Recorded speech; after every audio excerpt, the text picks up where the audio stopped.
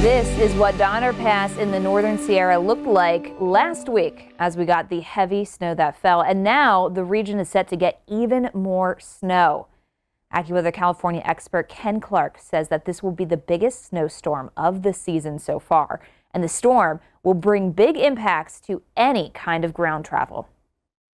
I-5 will be closed, as well as all the major roads coming through the Sierra as we get to tomorrow and right on through the weekend. Really, do not plan any travel into these mountain areas at all after today. Trains may be impacted. Clark says that after today, you really won't be able to get into these mountain areas until sometime late this weekend or early next week.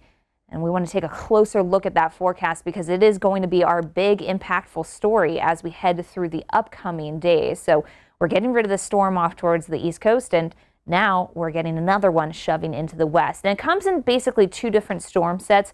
The first one really taking aim on the Pacific Northwest. So you can see here we do have the stormy skies in places like Seattle, Washington. Yep, the rain coming down here. This view courtesy of EarthCam, and the Space Needle shaking a little bit, and also tons of alerts for the western U.S. as we deal with this next series of storm systems.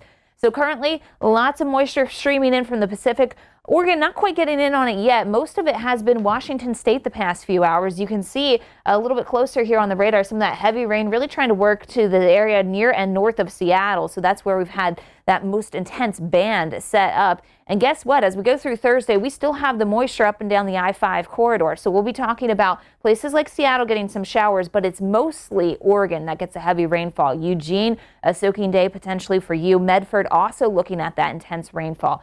You can see it starting off as we go through 5 a.m.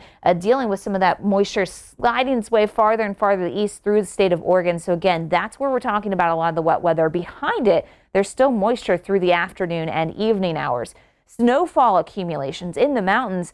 It's 1 to 2 feet of snow for some of these passes, or even 3 feet of snow possible. So that's why travel will be difficult in the Cascades.